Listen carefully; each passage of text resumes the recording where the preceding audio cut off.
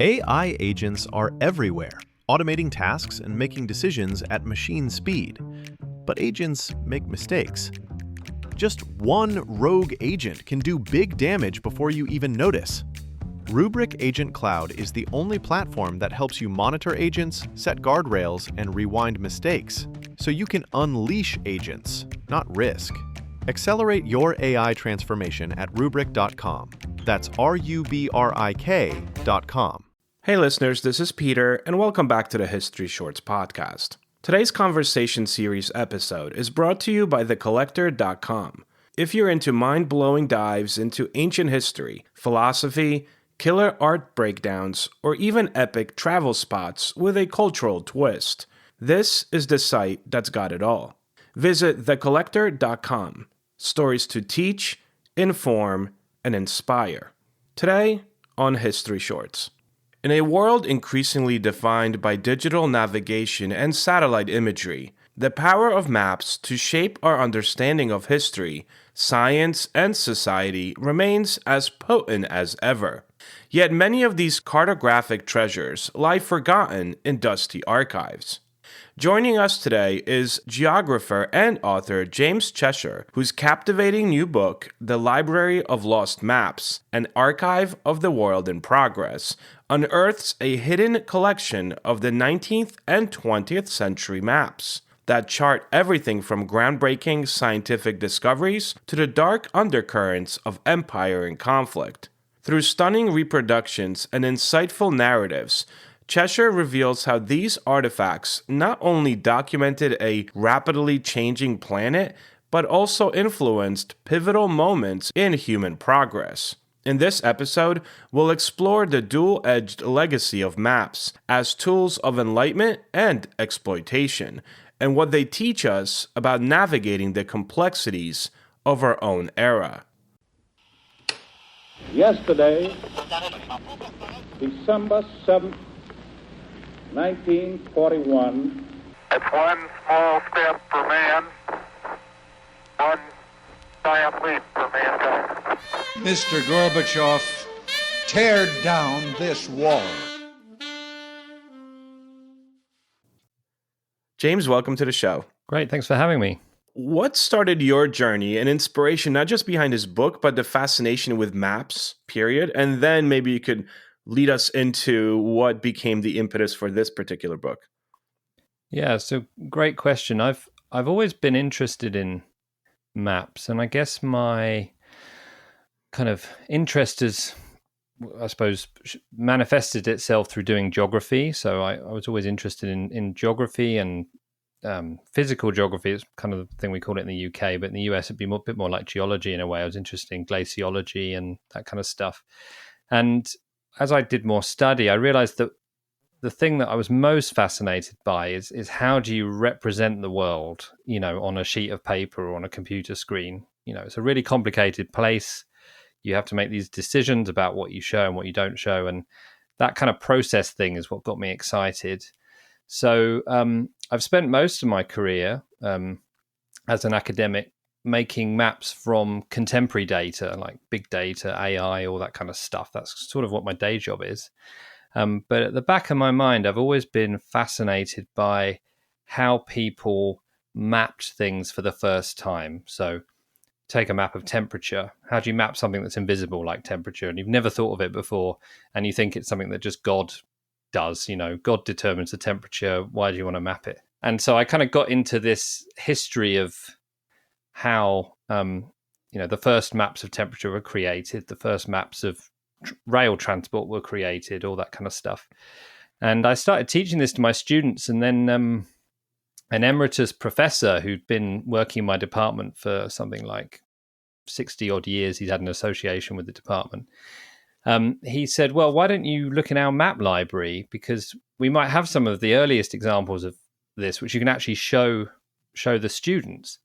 And I kind of knew the map library was there, but I'd never gone into it really and looked around. And also there was most of the map libraries and geography departments in the UK have actually been closed down because they're just not being used. And I didn't want the same to happen for my one. So I started digging around this extraordinary room, and the stuff I found, I just couldn't believe. The sorts of maps that we had, and indeed we had some of the first maps of temperature and all these things in there. And so showing them to students, I mean, it just completely blew their minds, because most of my students, were born 2004, 2005. Many of them hadn't even held a paper map or a paper atlas before, because everything's digital for them. So that energized me, and I started doing more research, and I got a couple of experts in, and they said, there's just too much stuff here for you. You can't do everything. You can't learn everything about everything.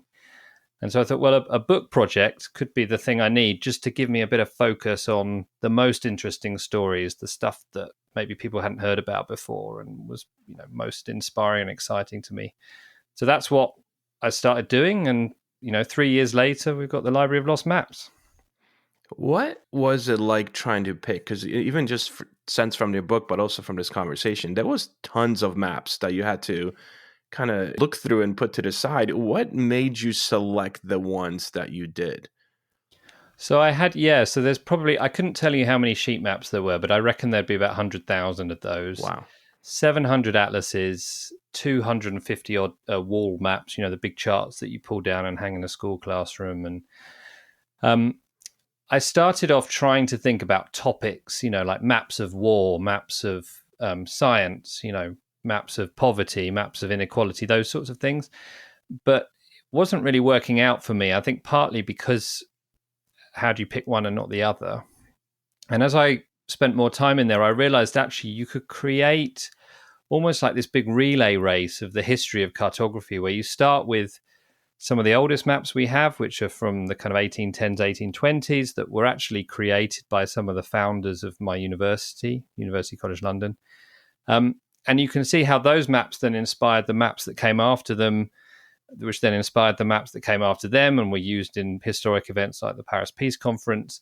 And then they went on to feed into the build-up to the Second World War. And then post-war, you can then see how even something as random as seemingly unconnected as, say, the first detailed maps of the ocean floor, the inspiration for those and some of the guys involved in inspiring some of the techniques used for that, they cut their teeth in the Paris Peace Conference. And so there's this connection. One thing inspires another. And that's really what helped me, because it meant that I had this kind of narrative arc, the history I wanted to share, and then I could be just selecting the most inspiring examples, the stuff I thought was most interesting out of that. And it just the list got shorter and shorter and shorter there's still a lot in the book. I think there's at least 100 maps still in the book, but it's a very small proportion of the total. Yeah.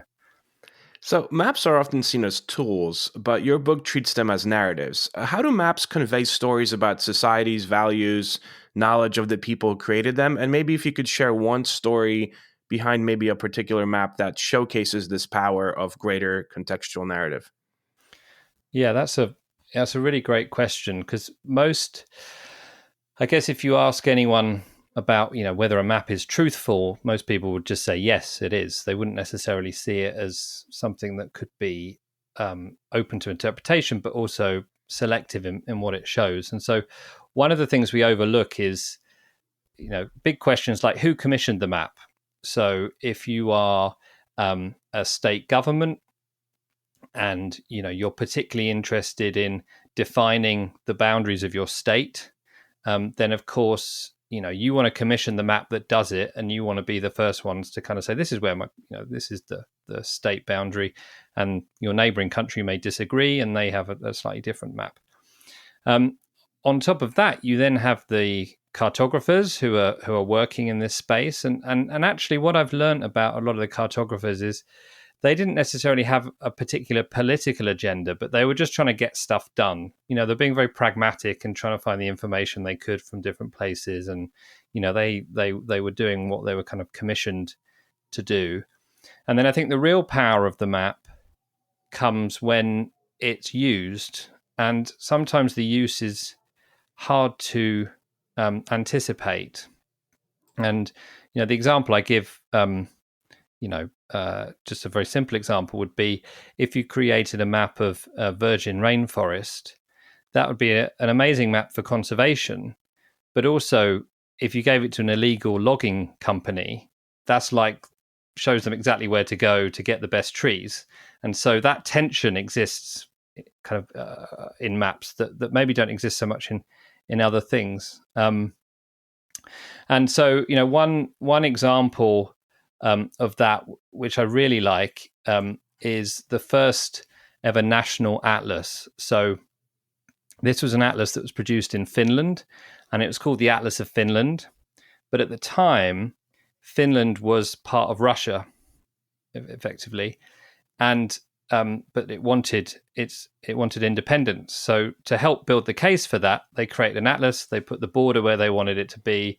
They showed themselves as very distinctive to Russia, and they actually published it also in French because that was kind of the main international language. And so they weren't speaking to their kind of home audience. They wanted it to go around the world as saying, we are Finland, this is our atlas, this is who we are. And so although it was packed with facts and data about the country, the kind of message it was sharing was actually, we want to be a country. We no longer want to be part of the greater area around Russia. So that is an example where, if you pick it up, if you look at it, you might think it's just a straightforward atlas of Finland. But digging into the history, you really understand how significant it was in helping to shape a nationalist movement around that country.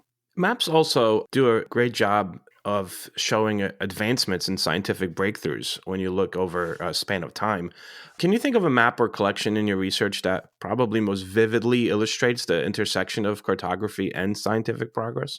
Yeah, my favorite example, I think, dates back to the 1830s and 1840s when the explorer and naturalist, someone called Alexander von Humboldt, who did a lot of exploration, particularly in South America, he realized that in order to kind of share his scientific ideas, particularly about the Earth being in this kind of grand system of systems and everything being interconnected, he needed maps and illustrations to do that. And what he wanted to do was map temperature and climate. And at the time, no one had done it before. And something like temperature is something you feel. It's not a thing that you see. And so getting into that mindset, well, how do I visualize something I feel rather than see is actually quite a hard thing to do. And he came up with this idea of these things called ISO lines, which are basically just kind of like a bit like contour lines, but for temperature. So that as temperature changes at set intervals, you can draw a line. And so for the first time, he visualizes how temperature changes across the Earth's surface. And the prevailing view was that it changed at a consistent rate. So the further north you went to the pole in the northern hemisphere, the cooler it got at a fixed rate. And then the closer to the equator you got, the warmer it got. But as soon as you map it, you say, well, actually, that's not quite how it works. I mean, if you look around Iceland's really far north as a country, but it's warmer than it should be. The ISO lines kind of push up towards Iceland. But then as you go into the US and like across the Midwest and, the center of the continent, the ISO lines push down in a way because they get colder.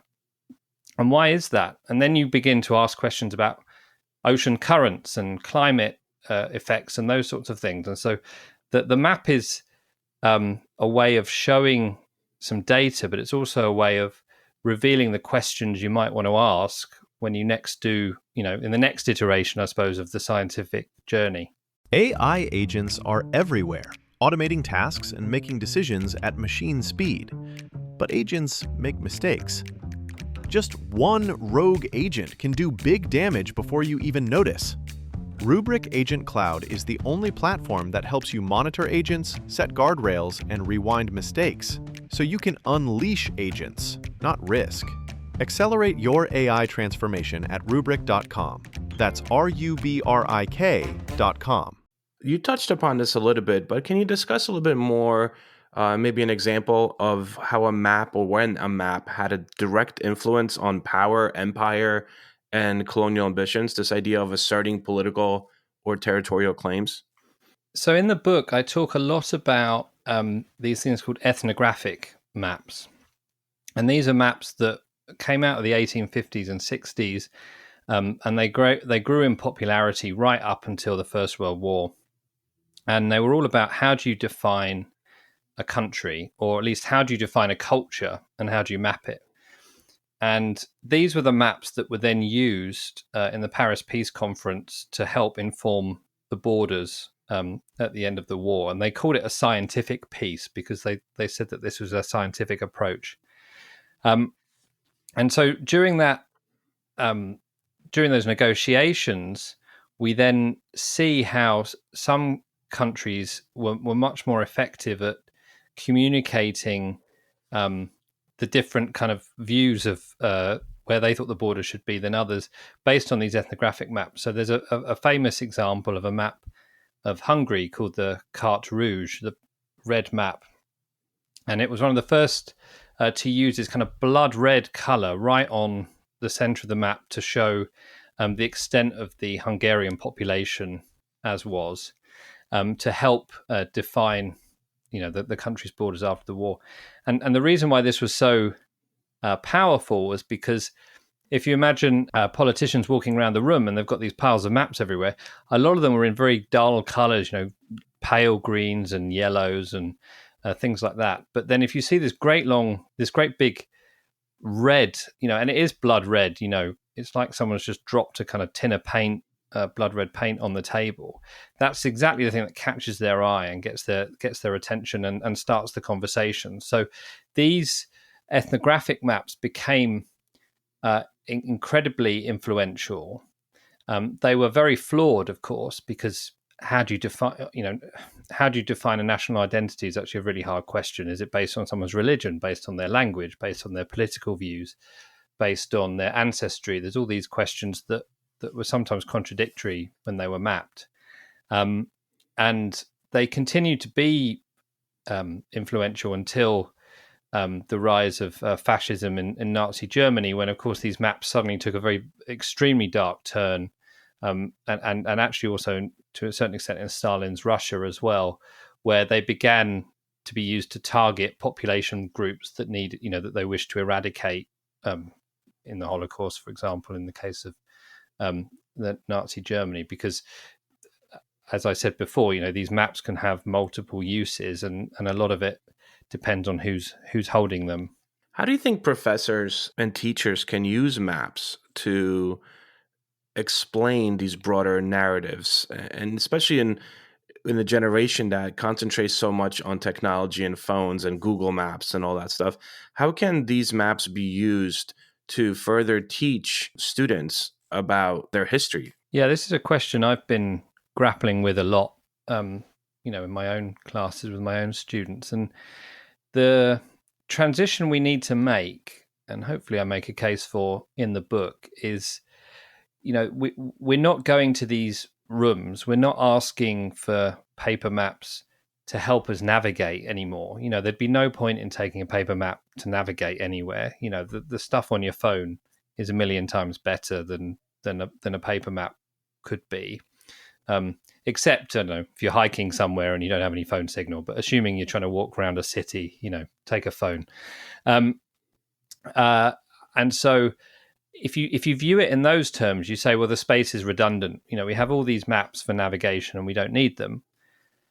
But the change we have to make in the way we see these things is actually they are physical kind of historical artifacts that capture a moment in time, that tell us something about how people thought and felt and what the prevailing things were happening in that moment.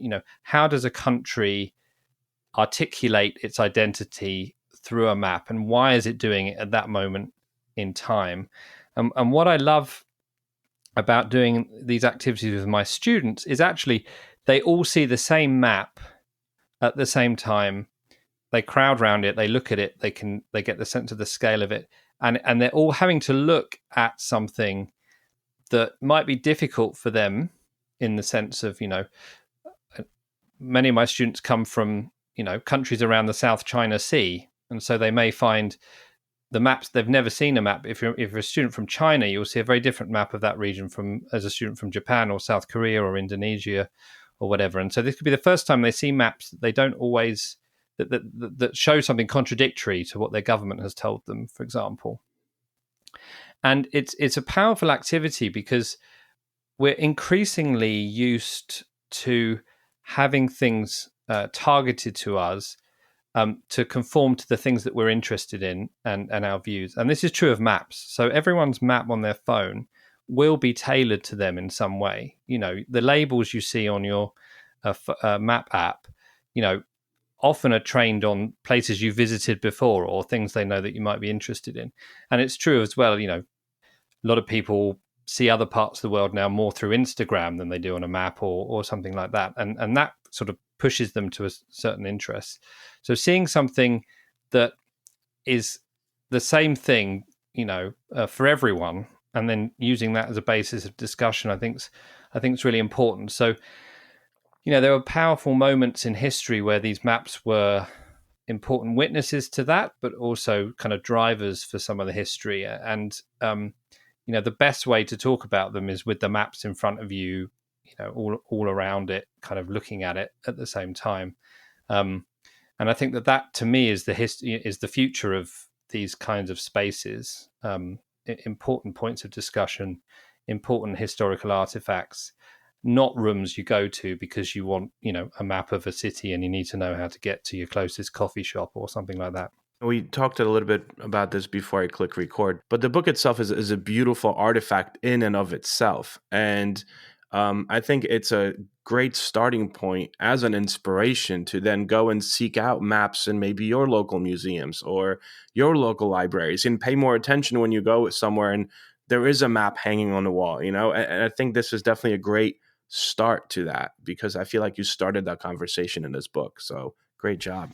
Yeah, thank you. And I'm really glad you said that because I did really want this to feel like a different kind of map book, one that was something you could hold, something you can engage with, you know, different, you know, the maps, I've been very selective about the views you see of the maps, the way they've been photographed or scanned. And hopefully it's kind of more immersive than some of the more kind of structured and slightly kind of almost like staid books you see sometimes where there's a map kind of boxed off to one side with some text down the edge of it. You know, the maps are really integrated with the text. And I'd say too, actually, that one of the things I've learned is, you know, we should definitely notice maps more in all the places you listed. But many of these maps are really easy to get hold of for like no money at all, like online. And you can buy the originals of some of these maps for less money than you can buy like reprints or prints of them. And that's just because there's so many out there and they're not as appreciated as they could be. So you can get you can get some really great stuff for just like a few dollars. And I think that that's a really nice way of giving it, you know, a new lease of life just by hanging it on someone, you know, a wall at home. You know, it's something that more people will look at and admire than just being stuck in a drawer somewhere. So I'm the director of my town's local museum. And we recently put up like 3 different maps, local maps of the town, the county, dating from 1800s. And interesting enough, it was cheaper to get the map than it was to frame it professionally. Yeah, that's where most of the money went. And I found it for some of the stuff on the book. There are 1 or 2 maps I purchased specifically to add to the book, and it was cheaper for me to buy the original, do my own image, and then use it than to pay for someone else's scan of it, that kind of thing. So, you know, some of the maps are, you know, crazy expensive, but a lot of these other ones, particularly if they're local to you and really important for personal reasons to you, then there's no reason why they can't be picked up for not much money at all. James, I'm going to finish with this fun question, I guess. I mean, you love maps. I assume, you know, you always have to pick which maps do you want to showcase in your own house. Is there a map that you just would love to have? You know, maybe not the map, but let's say one of 3 maps that you would really love to have in your own collection. Yeah, that's a dangerous question, actually, because my my own collection is always growing, and I'm becoming increasingly completist. You know, if I've got like 3 maps of something. I want every map of something.